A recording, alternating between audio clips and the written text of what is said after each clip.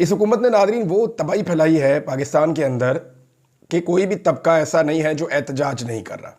सियासतदान एहतजाज कर रहे हैं, आम लोग एहतजाज कर रहे हैं, हत्ता के वकला एहतजाज कर रहे हैं, सहाफ़ी अलग एहतजाज कर रहे हैं, अदलिया को तबाह कर दिया वकील एहतजाज कर रहे हैं, जो मीडिया को तबाह कर दिया, जो इस वक्त काला कानून लाए हैं उसके ऊपर मीडिया एहतजाज कर रहा है, ताजिर एहतजाज कर रहे हैं, नौजवान एहतजाज कर रहे हैं, किसान एहतजाज कर रहे हैं, मजदूर एहतजाज कर रहे हैं, दिहाड़ीदार तबका जो है उसका नुकसान हो रहा है, किसी की रेडी तोड़ देते हैं, किसी का छोटा मोटा वो बेचारे ने बनाई होती है दुकान वो तोड़ देते हैं। अच्छा, आप ये तजावज़ात के नाम के ऊपर ये एक्शन होते हैं, दुनिया भर में होते हैं, लेकिन जो हुकूमत होती है ना उसका काम होता है लोगों की फलाह।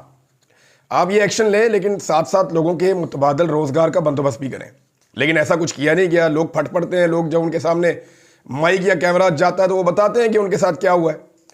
बहरहाल इस हुकूमत ने बहुत मायूसी फैलाई है और बहुत ज़्यादा एहतजाज हो रहे हैं। दुनिया भर में जहाँ पे इनकलाब आते हैं ना नादरीन, वो कोई महंगाई की वजह से नहीं आते या कोई बैड गवर्नेंस की वजह से नहीं आते या कोई इस तरह के मामला जो है उनसे दुनिया के अंदर इनकलाब नहीं आते या बड़ी तहरीकें खड़ी नहीं होती। ये तहरीकें जो बड़ी होती हैं ये खड़ी होती हैं उस वक्त जब इंसानी हुकूक की पामालियाँ होती हैं, जब लोगों से उनकी आज़ादियाँ छीनी जाती हैं, जब लोगों को और इदारों को या सिस्टम को यरगमाल बनाया जाता है चंद हाथों के अंदर। जब पुतली तमाशा शुरू होता है तो उस वक्त दुनिया में इनकलाब आते हैं, बड़े एहतजाज होते हैं, बड़ी तहरीकें चलती हैं। तो पाकिस्तान में ये लवाजमात तकरीबन पूरे हैं, लेकिन अभी तक हम ये देख रहे हैं कि एफर्ट होती ज़रूर है। एक पॉलिटिकल पार्टी की कॉल के ऊपर पूरी रियासत अपनी ताकत इस्तेमाल करती है उन्हें कुचलने के लिए, और दूसरी तरफ लोग उनके साथ अपने आप को जोड़ते हैं। लेकिन जो वकला को करना था, जो मीडिया को करना था, जो सिविल सोसाइटी को करना था, जो बाकी पॉलिटिकल पार्टीज़ को रोल प्ले करना था, किसी ने नहीं किया बदकिस्मती से। हत्ता कि जजेस भी कंप्रोमाइज़ रहे। हम ये देखते रहे कंप्रोमाइज़ क्या रहे, पार्टी बने रहे। कादी फायद ईसा ने क्या किया? अभी जो चीफ जस्टिस ऑफ पाकिस्तान है, ये जो कुछ हो रहा है पाकिस्तान की अदलिया के साथ, क्या वो खामोशी के साथ नहीं देख रहे? इस्लामाबाद हाई कोर्ट में अब क्या हुआ मैं आगे चल के आपको बताता हूं, लेकिन एक चीज़, बड़ी चीज़ अचीव हुई है। इसके बारे में आपको मैं बड़ी इंटरेस्टिंग एक मिसाल दूंगा, और वो मुझे मिसाल एक किसी के एक जुमले से याद आ गई। एस्टेब्लिशमेंट हमेशा से ना छुप कर अपना काम करती थी दीवार के पीछे से, और आपने पुतली तमाशा देखा होगा कि वो सामने पुतलियां नाच रही होती थी और पीछे उंगलियों के ऊपर दस्ताने पहने हुए हाथ होते थे और वो डोरियों को हिला रहे होते थे। ये पुतली तमाशा ऐसे ही होता था। तो पहले एस्टेब्लिशमेंट ऐसे काम करती थी, अपने आप को दीवार के पीछे रखती थी, पर्दे के पीछे रखती थी और वहां से पुतलियों को हिलाती थी। नॉर्मली ऐसा ही होता था। कभी कभी पुतलियां खुद काम करती थी, कभी एस्टेब्लिशमेंट उनसे काम लेती थी। ज्यादातर एस्टेब्लिशमेंट रेलिवेंट रहती थी पूरे तमाशे में। एस्टेब्लिशमेंट ने हमेशा अपने आप को पाकिस्तान में छुपा कर रखा है। इमरान खान वो आदमी है जिसकी वजह से दूसरी तीसरी मरतबा, ये डिक्टेटर्स के दौर आप निकाल दें, डिक्टेटर के दौर में तो नंगी होकर एस्टेब्लिशमेंट सामने आ जाती है ना। जैसे ज़ियाउल आ गया कपड़े उतार के, जैसे परवेज़ मुशर्रफ आ गया, जैसे अयूब खान और जनरल याया आ गया। ये लोग तो कपड़े उतार के सामने आ जाते हैं, जनाब अब हम नंगे हैं, हम डिक्टेटर हैं, देखो जो करना करो।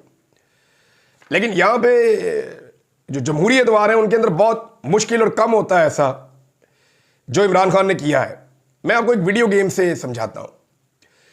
हम बचपन से वीडियो गेम्स खेलते थे तो हम पहली बला मारते थे, अगली स्टेज पे दूसरी बला मारते थे, अगली स्टेज पे तीसरी बला मारते थे, अगली स्टेज पे चौथी बला मारते थे, और आखिर में जाकर हम फाइनल जो सबसे बड़ी बला है ना उसके साथ मुकाबला करते थे। तो पाकिस्तान में जो गेम चल रही है ना, इसमें जो सबसे बड़ी बला है वो एस्टेब्लिशमेंट है, और जितने भी इस गेम के प्लेयर हैं उनमें से कोई भी आखिरी स्टेज तक गया ही नहीं। मिसाल के तौर पर डिक्टेटर के एतबार की बात नहीं कर रहा मैं, ये जो मौजूदा सियासतदान है, जो नवाज शरीफ हो गया, जरदारी हो गया, बेनज़ीर हो गई, बाकी लोग हो गए, ये गए ही नहीं आखिरी जंग तक या आखिरी बला तक जो इस वीडियो गेम की आखिरी बला है एस्टेब्लिशमेंट पाकिस्तान की। कोई तीसरी स्टेज पे हार गया, कोई चौथी स्टेज पे हार गया, कोई पांचवीं स्टेज पे हार गया। तो इमरान खान ने अपने लोगों के साथ मिलकर एक एक एक एक करके सारी स्टेजेस पार की हैं और सारी बलाओं को शिकस्त दी है। चाहे वो सियासी बला हो, चाहे वो इंतजामी बला हो, चाहे वो ब्यूरोक्रेटिक हो, चाहे वो इलेक्शन कमीशन हो, चाहे वो अदालतों के अंदर बैठी हुई ये बड़ी खौफनाक स्टेजेस होती हैं, ये जो कानूनी बलाएं होती हैं ना, ये आखिरी स्टेजेस में जाके आती हैं। और फाइनली इमरान खान इस वक्त पाकिस्तान की सबसे बड़ी बला, यानी सबसे बड़ी बला तक पहुंचने में इमरान खान कामयाब हो गया और अब एस्टेब्लिशमेंट के सामने खड़ा है। ये वाहिद आदमी है मौजूदा पूरी सियासी क़यादत के अंदर जो इस सियासी गेम के अंदर आखिरी बला तक पहुंच गया और उसके सामने खड़ा है। अब ये आखिरी स्टेज है, इमरान खान ने पार करनी है। ये इमरान खान की कामयाबी है। इसको सिंपल करें तो ये है। बाकी सारे जो है वो कहीं ना कहीं फारग हो गए और उन्होंने नया टोकन लेके दूसरी गेम शुरू कर दी, जूते पॉलिश वाली। तो वो जूते पॉलिश वाली गेम में चले गए। इमरान खान वाहिद आदमी है जो इस गेम को एंड तक लेकर चला गया है और अब एस्टेब्लिशमेंट वाली बला सामने खड़ी है। और मजे की बात यह है कि वो जख्मी है। इमरान खान ने ठीक ठाक डैमेज कर दिया उसे। अब आपको याद होगा जब हम गेम खेलते थे ना, तो आखिरी बला जब हम गेम खेलते थे ना, तो मेरे एक दोस्त ने एक दिन एक वाकया मुझे याद है कि उसकी वो आखिरी बला पे पहुंच गया। एक बड़ी मुश्किल गेम थी। तो जिन लोगों के हाथों में अपने टोकन थे ना, उसके खत्म हो गए, तो वो अपने टोकन डालते जा रहे थे कि मार मार इसको हम देखना चाहते हैं, इसके बाद इस गेम का इख्तिताम कैसे होता है। तो लोग अपने टोकन डाल रहे थे। और अगर इमरान खान को जितवाना है तो पाकिस्तानियों को अपने टोकन डालने पड़ेंगे। इमरान खान के टोकन खत्म हो जाए इससे पहले आप सबको अपने टोकन डालने पड़ेंगे और इमरान खान साहब ने उसका बंदोबस्त कर लिया है। मैं इससे ज़्यादा सिंप्लीफाई इसको कर नहीं सकता था। और यही मेरा कसूर है कि मैं आम आदमी को आम आदमी की ज़ुबान में बात समझाने की कोशिश करता हूं, जिसकी वजह से मेरे से बड़ी तकलीफ है सबको। आपको ख्वार करने का पूरा एक बंदोबस्त किया गया है।